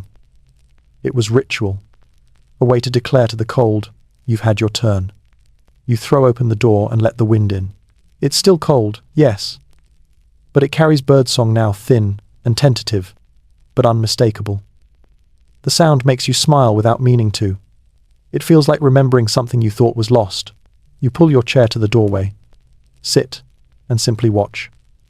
The snow still clings to the edges of the roofs, but it drips steadily, and the mud road gleams like a dark ribbon through the white. A child runs by, barefoot, for reasons unknown to science or sanity, laughing at the squelch underfoot. You shake your head, grinning despite yourself. Childhood, it seems, has its own immune system. The fire crackles softly behind you. You take a sip of weak ale and let the cold air sting your cheeks. It's not comfort yet, but it's promise. And after a winter like this, promise feels extravagant. You glance down at your hands, the skin cracked and rough, the nails rimmed with soot. They look ancient, but alive. You flex your fingers and watch the tendons shift under the skin. So much of survival, you realize, happens in these small, unremarkable gestures. The grip on a handle, the stirring of a pot, the coaxing of a spark. Outside, a drop of water lands on your boot with a soft pat. Then another. Then a steady rhythm of melting, like a slow applause for endurance. You close your eyes, lean back, and let the sound wash over you. Somewhere in the distance, a rooster crows a confident, foolish sound that means nothing and everything at once. Spring is not here yet, but it's thinking about it. The thaw does not arrive kindly. It never does. The snow retreats unevenly, leaving the village caught between two worlds, half frozen, half drowning. The lanes have turned to rivers of mud. Every step is a gamble. The ground gives way with a sucking sound that feels personal. You pull your boots free with effort, only to lose one to the sludge again. You swear softly, though the sound gets swallowed by the wet air. The world smells of rot and rebirth all at once. Meltwater drips from the thatch in slow, rhythmic beats. The woodpile leans dangerously, the logs slick and swollen. Chickens peck at the puddles outside as if they're new oceans. Even the pig seems bewildered, stepping cautiously through the muck like a philosopher forced to wade through his own metaphor. Inside the cottage, the damp has crept in. Your bed straw smells faintly of mildew. The walls weep little trails of moisture. The hearth smokes instead of burns, reluctant in the humidity. Firewood hisses, insulted by its own dampness. You cough, wave at the smoke, and decide the best way to stay warm now is to move. Here's your historical fact for the season. Early spring, was one of the hardest times for medieval peasants. Known as the Hunger Gap, it was the cruel period between the exhaustion of last year's stores and the arrival of new crops. The fields were too wet to plant, too cold to trust. Hunger still lingered, joined now by exhaustion. You could almost feel the year restarting, but your body wasn't ready to follow. You step outside with a bucket to fetch water. The well, once frozen solid, now overflows. The air smells of wet clay, old straw, and thawing dung. The mud pulls at your boots like a greedy child. You haul the bucket back and pour it carefully into the pot over the hearth, trying not to think about how much dirt probably came with it. The sound of hammering drifts through the air. Thomas again, patching his roof for the third time this year. You glance up to see him perched on the ladder, swearing quietly as he nails a loose plank. "Wind took it again," he mutters when he sees you looking. Or maybe the devil's collecting souvenirs. You laugh, and it feels strange, almost out of place in the dampness. Tell him to leave the walls alone this time. Weird cultural tidbit. In some regions, villagers would place small charms, bits of iron, carved crosses, or even broken shoes inside their walls during the spring repairs. They believed these offerings kept spirits from unbuilding the house during storms. Archaeologists still find these hidden objects centuries later. Silent proof of fear made tangible. The rain starts again, fine and relentless. You pull your hood up and look out toward the fields. What once was white and still is now brown and restless. Meltwater snakes between furrows, carving tiny rivers that glint in the weak light. Somewhere under all that mud, the new seeds are waiting. But planting must wait for the ground to dry. You sigh and head back inside. Historians still debate which was worse for peasants, the deep freeze or the thaw. The former killed cleanly, the latter lingered. Illness thrived in the wet. Fevers spread through the villages. Ague, they called it, brought by damp air and stagnant pools. You wrap your cloak tighter and think about how survival never comes without new problems. The world never gives gifts. It trades difficulties. The child is awake now, sitting by the hearth, tracing shapes in the soot on the floor. "Is it spring yet?" they ask. "Almost," you say. "The world's still arguing about it." They giggle, which feels like sunlight in sound. The pig oinks in agreement, which helps. You ladle a bit of thin broth into 2 bowls. The steam curls upward like hope, disguised as water vapor. As you eat, you listen to the rain against the roof. It's softer now, steadier. A rhythm that sounds almost gentle. You realize that, after months of silence, you've missed the music of weather that moves. You glance out the door. The puddles glimmer in the fading light, the edges trembling with the wind. Somewhere, a patch of earth has turned green, a bold, foolish hint of grass. You stare at it, half afraid it's a trick. For months, your world has been about endurance. Now, it's about patience, the kind that hurts. You're not freezing anymore, but you're still waiting for warmth, for crops, for certainty. And waiting, you realize, is its own form of labor. You lean back, bowl empty, and watch the smoke twist up toward the rafters. One season down, you whisper, as if the house might care. The walls creak softly in reply. An old, tired language that you understand perfectly. Outside, the rain slows to a drizzle. The air feels cleaner, like the world has just been washed. For the first time in months, you catch the faintest scent of new grass beneath the mud. It's small, fleeting, but it's there. You close your eyes, breathe it in, and let the smell settle somewhere deep. It doesn't erase the hunger or the dampness, but it reminds you why people survive winters in the first place. Not because they're strong, but because spring keeps promising to come back. The first dry day feels like a rumor at first. You wake, expecting the familiar drip of rain or the smell of wet straw, but instead, there's light. Real, clean, golden light, slipping through the cracks in the shutters like a polite intruder. You blink, confused. The air smells less like rot and more like soil alive, damp but forgiving. Outside, the mud has stiffened just enough to hold your weight without swallowing it. The ground squelches, yes, but softly, like it's laughing under your boots instead of fighting you. You step outside and stand still for a moment, eyes half closed, face tilted toward the weak sun. It's not warm yet, but it wants to be, and that wanting is enough. After months of sharp, merciless cold, this softness feels suspicious, almost decadent. The fields stretch before you, brown and patchy, pocked with puddles that glimmer like tarnished mirrors. Men and women are already scattered across the land, testing the soil with spades, boots, and quiet hope. It's planting season again, or nearly. The earth has opened its hands, and the people are ready to give back. Here's your historical fact for today. In the Middle Ages, planting was not a casual affair, it was ceremony disguised as labor. The start of spring work often began with blessings from the local priest, who would sprinkle holy water over the plough and the first furrow. Every furrow after that was both faith and gamble. Seeds were life, but also currency. To lose them was to lose the year. You join the others in the field. The spade feels heavy, but right. The soil is dark and rich when turned, smelling faintly of moss and iron. Thomas stands beside you, swinging his hoe with the weary rhythm of a man who has never stopped doing this. Feels strange, he says, pausing to wipe his brow, digging instead of shivering. You laugh softly. Don't worry, we'll be back to shivering by nightfall, he grins.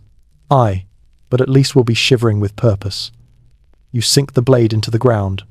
The sound it makes thunk, crumble, breathe, is satisfying in a way that's hard to explain. You've missed this. The noise of cooperation between human and earth. Weird cultural tidbit. Many villages believed in the first seed charm, a ritual where a child was sent to scatter the first handful of grain, barefoot, across the field. It was thought that innocence would please the earth, ensuring a good harvest. In some places, a crust of bread was buried at the corner of the field to feed the soil spirits before real planting began. Half superstition, half insurance policy. The priest arrives mid-morning, his robes muddied at the hem. He mumbles the blessing, voice nearly drowned by the caw of distant crows. May the seed find good soil. May the frost stay gone, he says, and a few villagers cross themselves. Others keep digging. They've learned that hope and hard work can happen simultaneously. You pause to wipe your hands on your cloak. Beneath your nails, the dirt is black, slick, warm from the sun. You catch yourself smiling. For the first time in months, the ground feels like a partner again, not an enemy. Historians still debate how much control medieval peasants actually had over their land. Most of it belonged to the Lord, after all, but in practice, this was their kingdom. Every inch of tilled soil, every seed planted by hand, was an act of quiet defiance. They didn't own the land, but the land remembered their fingerprints. A child runs past, clutching a small pouch of seeds, eyes bright. "Can I throw some?" they ask, barely waiting for an answer before scattering them into the furrows. Tiny arcs of gold against the brown earth. Everyone laughs, even the priest. For a moment, the entire field feels younger. You stand straight, stretching your back, and look across the horizon. The snow on the far hills glows faintly pink under the afternoon sun. The wind carries the scent of turned soil and distant smoke. The world, for all its exhaustion, feels new. You think about how each seed, so small, so unimpressive, carries months of faith inside it. You think about all the hands that have touched it. The miller who ground last year's grain. The wife who measured what could be spared. The farmer who saved it through hunger. Every seed is a memory planted forward. You press one into the dirt yourself, thumb deep, and pat the soil over it. The gesture is small, quiet, almost tender. You whisper, without meaning to, "Do better than we did." By late afternoon, the fields are patterned in neat rows, dark ribbons, stretching to the edge of sight. The villagers linger, tools in hand, watching their work as if waiting for applause from the sky. But the only sound is the wind, soft and approving. You return home, muddy, aching, and content in a way that hunger and cold had made you forget. The fire crackles low, the pig snores, and the air smells faintly of wet earth clinging to your boots. You sit by the hearth, too tired to move, and realize something extraordinary. For the first time in months, your tiredness doesn't come from survival. It comes from creation. Outside, the fields sleep under a thin mist. You imagine the seeds resting in the soil, tiny hearts beating in the dark, waiting for warmth to wake them. You smile to yourself. After so long fighting the cold, The idea of growth feels almost scandalous. Days blur together, now muddy, mild, mercifully ordinary. The air has lost its bite, though not its chill. The sky can't decide whether it's grey or silver. The earth, newly turned, and full of promise, smells like wet metal and green beginnings. You wake before dawn, not because of cold, but because of habit. Old instincts die slower than winter. The fire still glows faintly. You add a stick, more out of affection than need. The pig snuffles contentedly in the corner, and somewhere outside, a rooster declares victory over nothing in particular. You pull on your boots dried stiff from yesterday's work and step into the morning mist. The village feels softer now. Smoke rises from chimneys in lazy spirals instead of frantic plumes. People move slower, not from exhaustion but from something gentler, contentment, or maybe disbelief that the worst might truly be over. You head toward the fields again. The soil lies dark and wet, furrows gleaming under the pale light. Birds peck busily between rows, unbothered by your presence. Somewhere a crow caws a harsh, confident sound. It's strange how quickly life comes rushing back once it remembers it's allowed. Here's your historical fact. After planting came the waiting. For medieval peasants, the period between sowing and sprouting was one of the most uncertain stretches of the year. Too much rain, and the seeds drowned. Too little, and they withered. People prayed to saints Street Isidore for farmers, Street Medard for fair weather, Street Swithin for balance.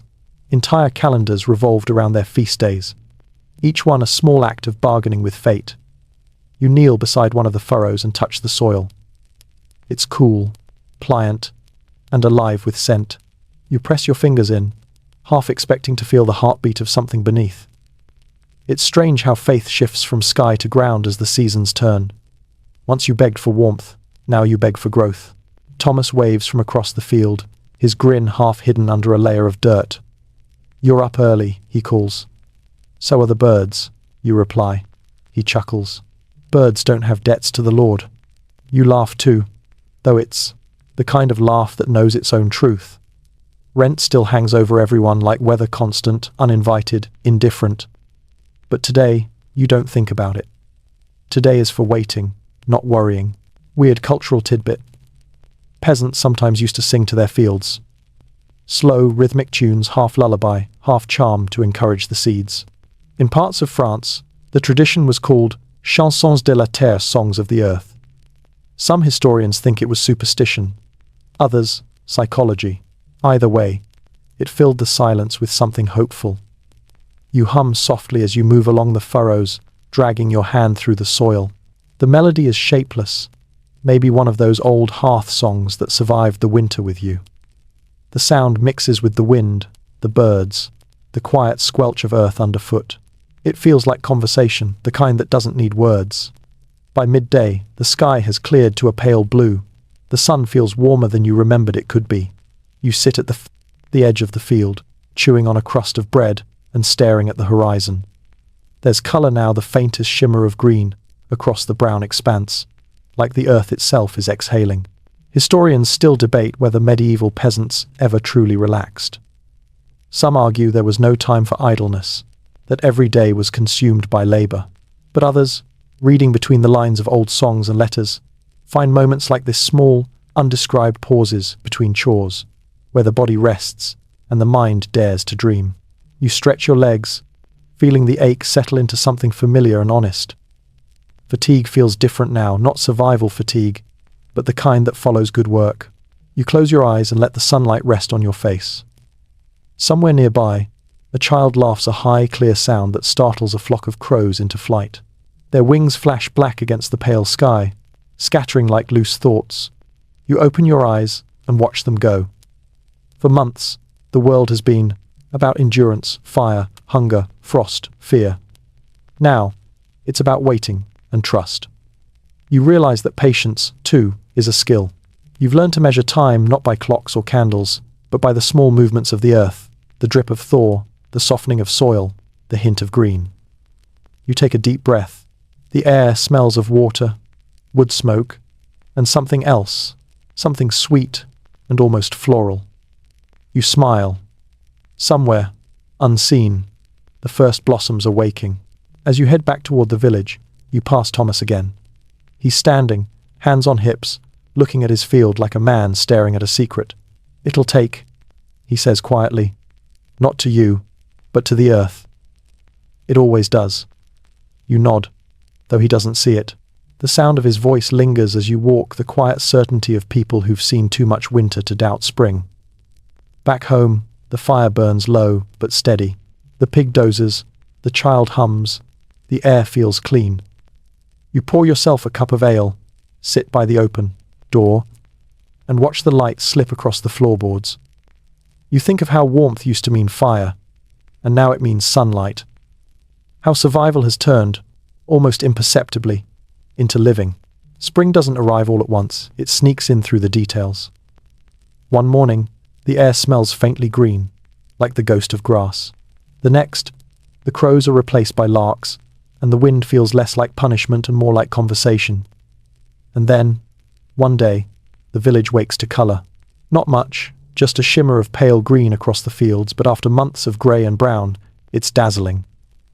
You step outside, blinking against the brightness. The ground, once heavy and wet, has firmed into something that remembers how to be walked on. The boots that trudge through snow now find rhythm again. The sky is higher, louder, awake. You look across the fields and see it rows of tiny shoots pushing up through the dirt. Crops, fragile as spider silk, trembling in the breeze. The first honest sign that winter really is behind you. You feel something loosen in your chest. Something you didn't even realize had been clenched for months. The villagers gather by the edge of the calm field, each one pretending not to stare too long. No one wants to jinx it, but you can feel it, the quiet relief, the unspoken gratitude. Life is winning again, one green thread at a time. Here's your historical fact. Medieval farmers often celebrated the first visible sprouts with small blessings. In England, this was sometimes called the field mass. A priest would walk the furrows, sprinkling holy water, while the villagers followed, singing or murmuring prayers. The ritual wasn't just about faith, it was about recognition. To see growth meant the risk had paid off. You join the others as Father Aldwine trudges through the rows, his robes wet to the knee, muttering Latin that even he seems half asleep inside. The villagers respond with soft amens. You can hear Thomas whisper under his breath, "Just stay alive, you stubborn little things." Someone laughs quietly. The priest glares, but no one stops smiling. Weird cultural tidbit. Some peasants took a more practical approach to these blessings. They dip their fingers in ale instead of holy water and flick it over the plants to feed the roots. It was a pagan habit dressed in Christian clothing, but no one complained. Faith, like farming, worked best when flexible. After the ceremony, the villagers linger. Someone brings out a jug of cider, someone else produces a small wheel of cheese. The air hums with conversation. A boy shows off a frog he found in a puddle. The old women gossip about the blacksmith's new apprentice, who apparently sings to the horses. For the first time in months, the talk is about people instead of weather. You sit at the edge of the field, cup in hand, watching the sunlight roll across the sprouts. Each one catches the light like glass. You sip the cider sweet, sharp, alive. It tastes like reward. Historians still debate how aware peasants were of the season's larger cycles, how deeply they understood the rhythm of growth and decay. But you think the answer is obvious. No one who lives this close to the earth needs reminding of time's pattern. The fields teach it daily: patience, surrender, reward. A soft wind moves through the crops, making them bow gently in unison, a green tide rippling across the soil. The sight quiets everyone. For a long moment, no one speaks. You can hear only the rustle of new life and the occasional creak of the priest's staff. Then, as if on cue, a child begins to hum one of the old songs, the same melody that carried through winter firesides. The notes drift upward, light and warm. Others join in, first timidly, then fully. The music is uneven, but it doesn't matter. It's a kind of gratitude that doesn't need polish. You close your eyes and listen. The voices mix with the wind, the rustling shoots, the faint clinking of cups. For the first time in many months, everything sounds alive in the same key. Later, as the sun sinks low, You walk home along the dirt path. The fields glow gold and green in the fading light. Smoke curls from chimneys. Again, not desperate smoke, but domestic. The kind that smells of bread instead of survival. You pass a small group of children weaving garlands from dandelions. One of them hands you a misshapen crown of flowers. You set it gently on your head, feeling foolish and honored all at once. By the time you reach your door, the sky has gone lavender, and the first crickets of the season are singing. You pause before stepping inside, taking in the sound, the living, layered noise of spring. Inside, the hearth is low, but the air no longer depends on it. The pig grunts softly in its sleep, the child hums from their bed, and the world outside keeps breathing. You realize, sitting there in the dim light, that warmth is no longer something you chase, it's something that simply happens around you. Spring, when it finally arrives in full, doesn't tiptoe anymore, it erupts. The fields that were bare only weeks ago now hum with green. The air itself feels thicker, fragrant, alive. Every breeze carries something new: wild garlic, crushed grass, damp earth, wood smoke, bread. You step outside, and for a moment, just stand there, overwhelmed by the noise of it all. Birds, insects, laughter, tools clinking against wood. After so long listening to the mutter of frost and wind, the world suddenly sounds crowded again, and you realize how much you've missed it. The mornings start early now. You rise with the sun, gold light spilling through the window cloth, and step into warmth that doesn't come from fire. The dew wets your boots, the sky stretches wide, and the fields shimmer with 100 different shades of green. The peasant's calendar has shifted once more, from endurance to effort. Here's your historical fact. The arrival of spring meant not rest but acceleration. Medieval villagers worked longer hours than any other season, repairing fences, tending livestock, planting new vegetables, cleaning irrigation, ditches, brewing ale. Yet, paradoxically, these were their happiest months. Labor in spring meant life. After surviving the hungry gap, the chance to work again felt almost luxurious. You join Thomas and a handful of others at the communal field. The sun sits low but bright, and tools flash as they rise and fall. The rhythm of hoe, breath, and heartbeat syncs naturally, forming a music of its own. Every sound is full of motion, soil turning, birds gossiping, laughter skipping like stones across the morning. At midday, someone brings a basket of bread and cheese, still warm from the oven. You eat sitting on the edge of the furrows, sun on your face, crumbs on your lap, and you realize you haven't thought about hunger all morning. That feels like wealth.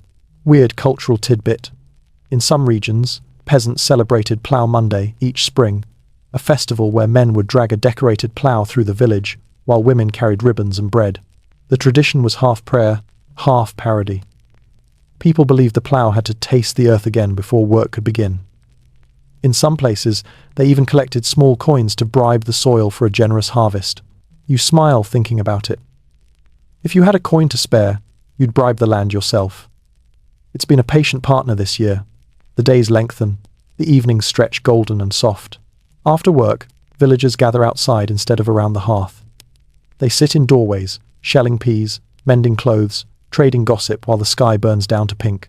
Children chase each other through the grass, kicking up dandelion fluff like tiny sparks. You find yourself talking more, laughing easier. The heaviness that winter nailed to your bones has started to lift, replaced by something quieter but brighter. Historians still debate how much joy peasants truly had in their lives, whether they were too burdened by work to feel it. But anyone who stood in a spring field knows the answer. Joy didn't come from leisure. It came from contrast. To sweat under the sun after freezing in the dark is a kind of miracle. In the evenings, the priest walks through the village, blessing the wells and doorways. You nod as he passes, and he nods back less solemn than in winter, as if even faith loosens its collar when the air warms. You return to your cottage as twilight settles. The pig snorts lazily in the doorway, content, and the child hums while folding cloth. The sound of frogs carries from the stream a gentle, repetitive chorus that sounds almost like laughter. You sit down by the open door, watching the last light fade over the fields. The earth is breathing again, and so are you. You think back to the nights of frost, the hunger, the silence. None of it feels distant. It feels necessary. Like the low note that makes the next one sound brighter. You wouldn't wish for it again, But you understand now why the people of this world never stop planting, even after their worst winters. Because life, you realize, isn't about comfort, it's about return. The fields whisper softly outside. The fire inside burns low but not urgent. The air smells of wet grass and baking bread. You take a slow breath, close your eyes, and let the moment settle like dust in sunlight. Somewhere, a bird sings one last, sleepy note. By midsummer, warmth is no longer a gift, it's a given. The air hangs thick and humming. Sunlight pours into every crevice of the village like spilled honey. The long, brutal months of frost are a memory now, softened by heat and distance, the way pain turns into story. The fields stretch wide and golden. The wheat sways lazily in the breeze, each stalk heavy with promise. The scent of hay and dust and ripe earth mingles in the air until it feels almost drinkable. The peasants, your people, move slowly through it all, half working, half admiring. They've earned this pace. You stand at the edge of the field, a scythe in your hand, the sun resting hot on your shoulders, sweat beads along your neck. The air is full of rhythm again, metal slicing through stalks, grasshoppers clicking, someone singing faintly from the next field over. The world hums, and for once, it's in tune. Here's your historical fact. Summer, for medieval peasants, was the most crucial and dangerous time of the year. The harvest meant everything: food for the winter, rent for the Lord, seed for next spring. A bad yield could mean starvation, but a good one could buy peace for months. It was back-breaking work wrapped in gratitude. Everyone, from the youngest child to the oldest crone, had a task. You swing the scythe again, the motion sure and steady. Each sweep leaves a soft hiss in the air, followed by the satisfying collapse of wheat.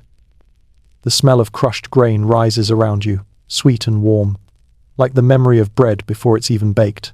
Thomas works nearby, his shirt sticking to his back, humming some tune about saints or ale, it's hard to tell which. The child runs between rows, gathering loose stalks in their arms. Even the pig has found a new purpose, rooting joyfully in the shade of the cart. The whole village seems caught in the same gentle spell of labor and laughter. Weird cultural tidbit. To celebrate the first day of harvest, villagers often made a small figure out of the first sheaf, cut a corn spirit, or the old man of the field. It was kept in the house until the next planting, believed to hold the soul of the crop. When the next spring came, that same straw was ploughed back into the soil, returning life to life. A quiet cycle of gratitude.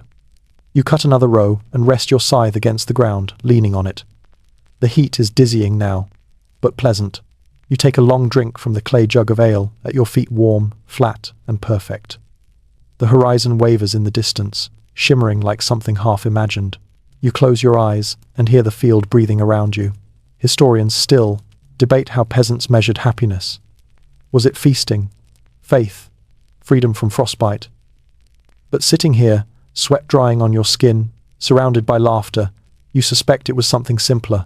Happiness was the absence of fear, the rare moment when nobody in the village was hungry, cold, or waiting for something terrible to pass. The priest passes by, robes hitched up to his knees, laughing as he blesses the harvest with a handful of wild flowers instead of holy water. God's already done most of the work, he says, and for once, no one argues. As the sun dips low, the fields glow red and gold. The villagers gather their tools, stacking sheaves into neat pyramids. Someone starts a song, slow, rhythmic, meant for tired bodies. Voices rise and fall, uneven but warm, carrying across the fields until the sound blurs into the wind. You walk home as twilight settles. The ground is soft beneath your feet, the air thick with the scent of grain and smoke. You pass cottages with open doors, people sitting in thresholds, talking quietly, their faces lit by both firelight and the last amber of day. The world feels full again, but this time without weight. Inside your home, the hearth glows low, not from necessity but habit. The child sleeps, sun-flushed and smiling. The pig sighs contentedly, belly full of stolen grain. You sit by the door, letting the cool evening breeze wash over you.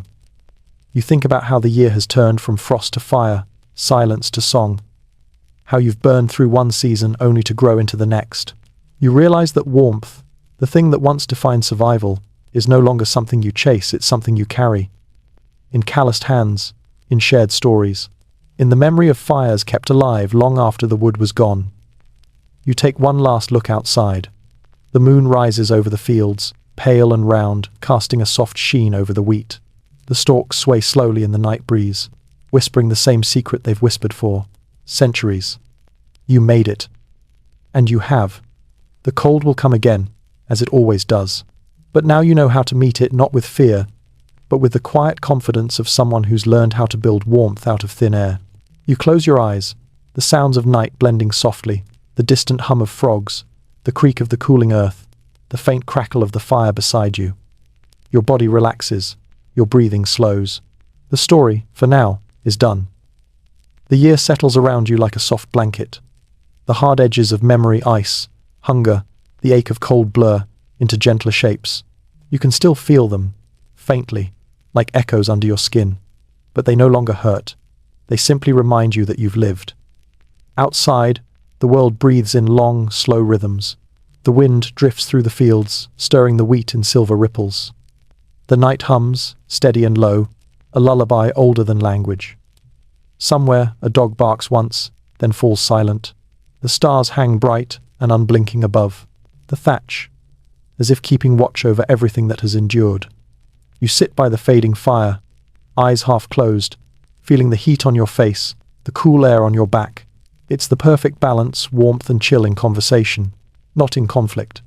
The flame flutters, then steadies, small but certain. You think of all the fires you've tended, the desperate sparks of winter, the roaring bonfires of Yule, the cooking flames of spring, the low, lazy glow of summer. Each one, a heartbeat in its own season.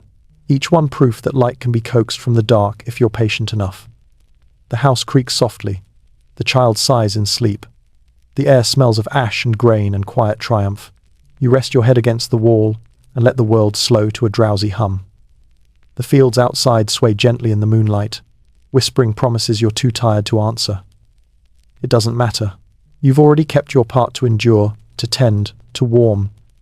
And as your eyes close, you feel it, the faint, lingering warmth that isn't fire at all, but the simple, human comfort of having survived another winter. You breathe out once more, slow and easy. The night folds itself around you, and the story sleeps,